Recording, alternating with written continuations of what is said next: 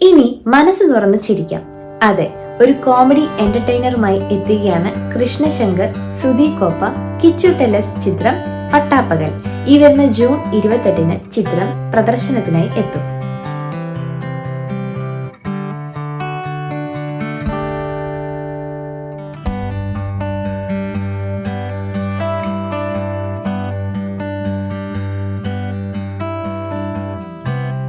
കോശിച്ചായന്റെ പറമ്പ് എന്ന ചിത്രത്തിന് ശേഷം സാജിർ സദഫ് സംവിധാനം ചെയ്ത് കൃഷ്ണശങ്കർ, സുധി കോപ്പ, കിച്ചു ടെല്ലസ് എന്നിവരെ പ്രധാന കഥാപാത്രങ്ങളാക്കി റിലീസിംഗിനായി ഒരുങ്ങുന്ന ചിത്രമാണ് പട്ടാപ്പകൽ.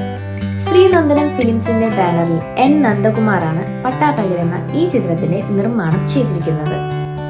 കോമഡി എന്റർടൈനർ ഗണത്തിൽപ്പെടുന്ന ചിത്രത്തിന്റെ തിരക്കഥ ഒരുക്കിയിരിക്കുന്നത് PS അർജുനാണ്.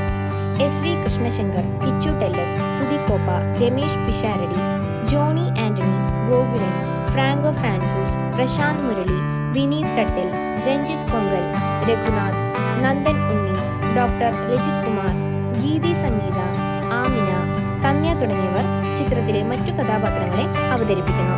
കണ്ണൻ പട്ടേരിയാണ് ചിത്രത്തിന്റെ ക്യാമറ കൈകാര്യം ചെയ്തിരിക്കുന്നത്. ഷാൻ റഹ്മാനാണ് ചിത്രത്തിന് സംഗീതം നൽകിയിട്ടുള്ളത്.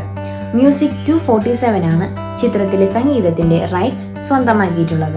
കോശിച്ചായന്റെ പറമ്പ് എന്ന ചിത്രത്തിന് ശേഷം ജസൽ സഹീറും കണ്ണൻ പട്ടേരിയും സാജിർ സദഫും ഒരുമിക്കുന്ന രണ്ടാമത്തെ ചിത്രം എന്ന പ്രത്യേകതയും പട്ടാപ്പകലിനുണ്ട്. ജസൽ സഹീർ ചിത്ര സംയോജനം കൈകാര്യം ചെയ്യുന്ന ചിത്രത്തിൽ മനു മഞ്ജിത്തിൻ്റെതാണ് വരികൾ.